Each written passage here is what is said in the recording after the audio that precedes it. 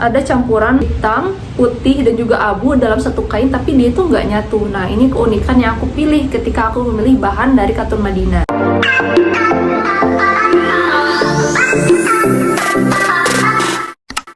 Halo, assalamualaikum Preneurs, kembali lagi bersama aku di channel Live Preneur Project. Alhamdulillah kali ini aku bisa upload video lagi setelah sebelumnya aku udah pernah upload video tentang bagaimana cara jualan kita supaya lebih cepat closing atau laku di Facebook Marketplace. Jangan lupa ditonton ya videonya yang ini. Seneng banget kali ini aku akan menyajikan video yang baru yang belum ada di playlist kita sebelumnya, yaitu tentang perbedaan macam-macam kain yang biasanya digunakan untuk produk fashion. Ini khusus banget ya dan spesial banget buat kalian para preneurs yang bergerak di bidang fashion, terutama yang sama dengan kita bergerak di bidang fashion muslim, atau buat preneurs yang kira-kira sedang cari bahan atau kain yang bagus untuk gamis kalian itu kira-kira apa sih? Nah, di sini kita akan kupas secara jelas tentang beberapa kain yang biasanya dipakai oleh kita para muslimah untuk bahan gamis. Dan kain yang aku mau jelasin adalah kain yang marak di pasaran, yang rata-rata familiar dan sering kita gunakan. Dan ini cocok banget nih buat kalian yang mau memulai bisnis, terutama bisnis di bidang fashion. Kira-kira cocoknya bahan kain apa ya? Yang nyaman itu apa ya? Nah, jangan lupa untuk ditonton dari awal sampai akhir ya, karena insya Allah video ini bermanfaat untuk kalian. Oleh karena itu, buat kalian yang baru mampir, jangan lupa untuk tekan tombol subscribe-nya dulu supaya kita makin semangat lagi bikin video-video yang lain dan bisa nge-share ilmu-ilmu baru ke kalian tentang bisnis.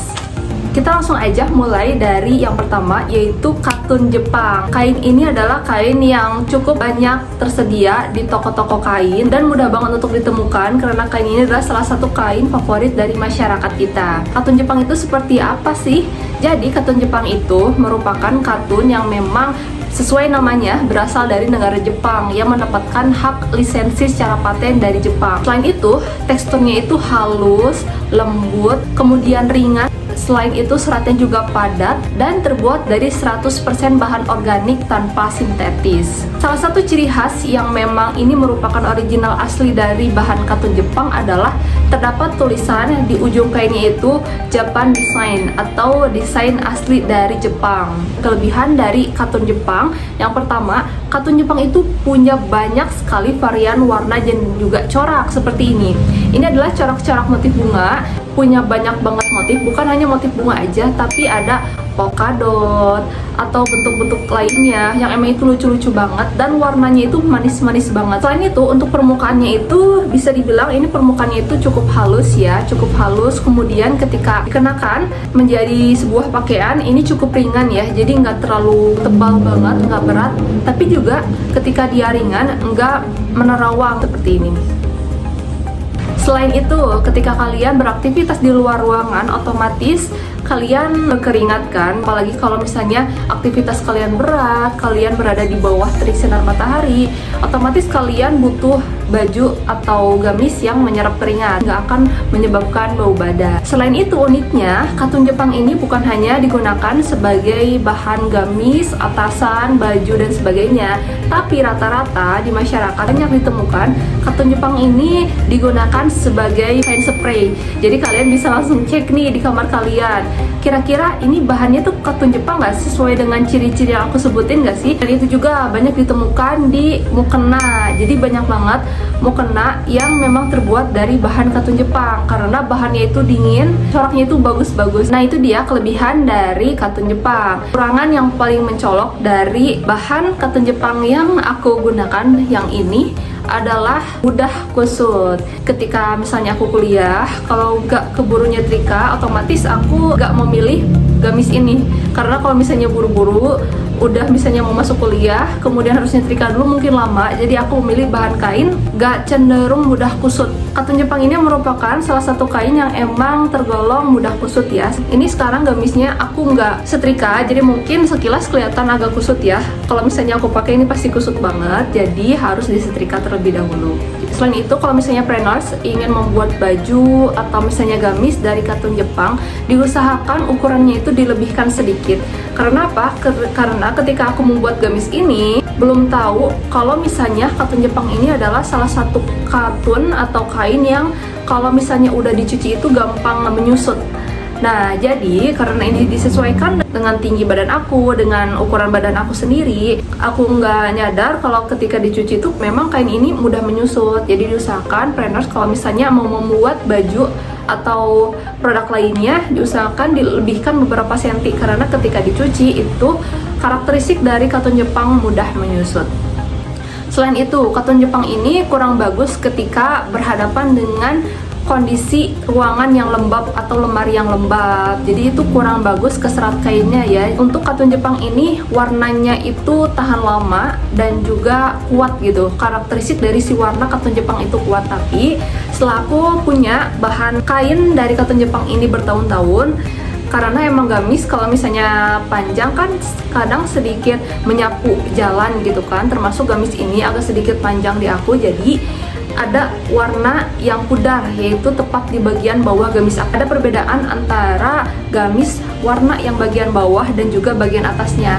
Jadi bagian bawahnya itu terlihat sedikit pudar. Kepuasan aku ketika memakai kain dari katun Jepang itu adalah 8/10. Kemudian yang kedua, salah satu bahan yang familiar juga itu katun Toyobo. Katun Toyobo ini merupakan salah satu kain yang memang masih satu keluarga, yaitu berasal dari Jepang dengan katun Jepang yang tadi. Permukaannya itu sama, lembut, kemudian dingin, halus, serat kainnya juga rapat dan juga aman ketika digunakan.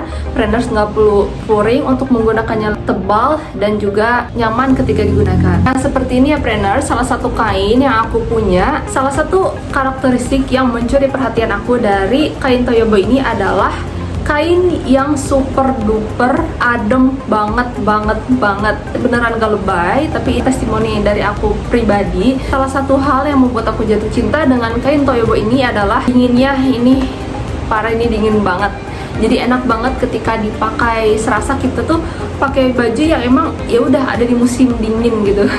Ini kelihatan kalau misalnya dari jauh itu seperti mengkilap ya, memang cukup agak mengkilap tapi nggak mengkilap banget. Justru ketika Preneurs meraba kain ini itu halus banget, seratnya itu rapat banget, dan emang dingin banget sih parah ini. Pastinya mudah untuk menyerap keringat. Selain itu, kelebihan lainnya dibanding katun Jepang adalah kain ini lebih tebal bahan dari Toyobo karena tuh sama sekali nggak nerawang. Memiliki warna yang kalem, soft, cenderung doff. Tonnya ini lebih disukai oleh para muslimah yang emang rata-rata menyukai warna-warna yang agak sedikit gelap. Kekurangannya apa sih dari sekian banyak kelebihan yang tadi aku sebutkan? Ya, coraknya itu nggak banyak ya. Beda halnya dengan katun Jepang yang tadi, yang memang coraknya itu ada bunga-bunga, ada polkadot, ada dan sebagainya. Warnanya juga cantik-cantik.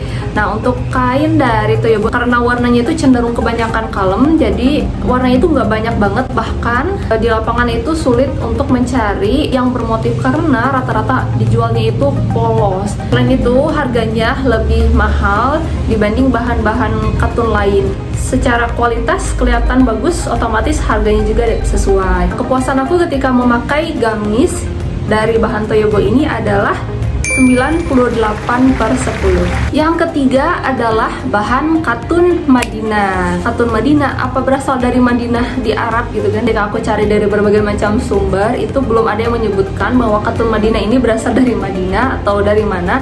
Belum ada yang jelas menyampaikan di beberapa sumber. Mungkin dari teman-teman yang tahu boleh bantu komen di bawah ya. Nah, untuk katun Madinah ini sama halnya dengan katun-katun yang tadi aku sebutkan, bahannya itu adem, kemudian seratnya itu padat, halus, nyaman ketika digunakan, menyerap keringat, karena memang katun itu identik dengan bahan kain yang emang mudah menyerap keringat. Nah, seperti ini salah satu gamis yang aku bawa. Ini adalah gamis ketika ya aku juga masa-masa kuliah sebelumnya. Lebih tebal sedikit dari katun Jepang, tapi tidak lebih tebal dari katun Toyobo. Ini adalah tingkatan kedua setelah Toyobo. Ademnya itu masih berasa gitu kan, masih berasa. Ini tidak ada rawang, seratnya padat, adem, dan juga ringan gitu kan. Salah satu hal yang mencolok di mana aku memilih bahan katun Madinah adalah dari katunnya itu lucu gitu. Dalam artian nggak polos, jadi bisa dilihat nih di gambar teman-teman.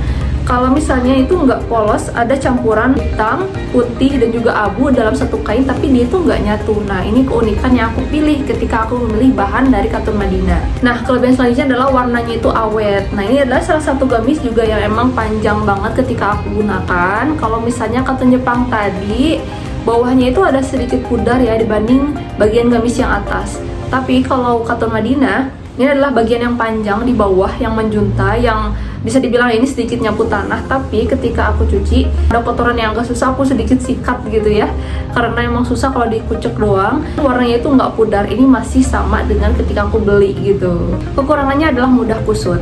Tadi aku lupa nyebutinnya kalau kain Toyobo itu adalah salah satu kain yang nggak mudah kusut ya planners. Kalau kain katun Jepang itu mudah kusut banget, mungkin dalam tanda petik ya, mudah kusut, tapi nggak mudah kusut banget dibanding katun Jepangnya tadi. Jadi ketika aku misalnya buru-buru untuk kuliah, ngampus, kemudian kebetulan aku pengen pakai gamis ini cukup aman ya, karena nggak kusut banget, jadi nggak akan kelihatan. Termasuk ini warnanya juga seperti ini. Warna ini menurut aku adalah kelebihan ketika kusut itu nggak terlalu memperlihatkan kusut dari kainnya. Kain selanjutnya yaitu kain Mona Lisa. Sebenarnya untuk aku pribadi, penggunaan kain Mona Lisa ini gak cukup familiar di aku pribadi ya, karena ketika aku senang mengoleksi gamis, gak banyak kain Mona Lisa yang aku temukan atau yang aku lihat di supplier gamis ketika mereka menjual gamis. Jadi untuk bahan Mona Lisa ini masih sama ciri-cirinya, karakternya dengan katun-katun yang lain, yaitu seratnya itu padat, tidak nerawang, adem ketika digunakan, terbuat dari bahan yang sintetis dan juga non-sintetis. Kebanyakan yang paling terlihat nih gunakan sebagai bahan gamis sebenarnya itu syar'i, dimana untuk gamisnya itu bahan Mona Lisa dan untuk jilbabnya itu bahan ceruti. Nah, untuk ceruti ini nanti next insya Allah aku akan bahas di video selanjutnya. Ada salah satu produk yaitu adem, kemudian seratnya itu padat, sama banget dengan karakteristik katun-katun yang lain. Mona Lisa ini banyak banget macam corak, warna, dan sebagainya. Nah, jadi itu dia beberapa kelebihan dari kain jenis Mona Lisa. Selain itu, kekurangannya apa sih? Nah, kekurangan yang paling mencolok dari jenis kain Mona Lisa ini adalah dia nggak tahan terhadap suhu panas, baik itu suhu disetrika. Diusahakan jangan terlalu panas karena mudah banget rusak untuk kain jenis Mona Lisa ini. Kepuasan aku dari karakteristiknya, kemudian kelebihannya, kekurangannya sekitar 7,5/10. Mungkin teman-teman ada tahu tambahan informasi tentang gamis Mona Lisa, boleh komen di bawah ya. Kain selanjutnya adalah kain Balotelli. Nah, salah satu keunikannya itu dia masih ada di ambang pertengahan, bisa disebut kain jenis katun atau enggak. Karena beberapa sumber yang aku lihat gitu kan, ada yang mengatakan kain dari Balotelli ini masih masuk keluarga kain katun gitu. Tapi ada juga yang bilang karakteristik dari kain Balotelli ini zoom, atau misalnya seperti video yang aku tampilkan atau foto yang aku tampilkan, itu ada tekstur kotak-kotak yang itu kelihatan banget berbeda halnya dengan katun. Jadi ada sebagian juga yang bilang, oh kain Balotelli ini bukan bagian keluarga dari katun. Kebetulan kain Balotelli ini adalah salah satu pilihan kain dari gamis yang aku pakai ketika dulu aku masih kuliah. Nah, seperti ini, yaitu licin dan kelihatan mengkilap. Meskipun licin, mengkilap, kain jenis Balotelli ini memberikan efek adem ketika digunakan. Kemudian sama halnya dengan katun yang lain, tidak nerawang, memiliki berbagai macam warna yang banyak banget dan juga beberapa motif yang banyak. Pemakaiannya juga ringan, jatuh. Untuk kekurangannya itu apa sih? Meskipun keunikannya itu dia punya berkotak-kotak seperti itu, ada sebagian grade yang memang ketika dikenakannya itu cukup sedikit panas ketika menyentuh kulit. Maksudnya itu bukan panas, tapi ketika tekstur kotak-kotak menyentuh di kulit itu akan memberikan efek gesek. Sebagian orang hal tersebut memberikan efek panas dan mungkin agak sedikit licin ya. Nah, kepuasan aku ketika mengenakan gamis yang berbahan dasar Balotelli ini adalah 8,5/10. Nah, seperti itu dia planners.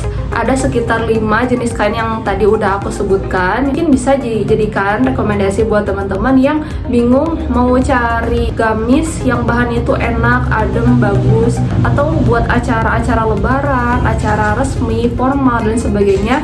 Nah, untuk di part 2-nya juga itu gak kalah menarik. Nanti aku akan kasih tahu nah kira-kira seperti apa sih.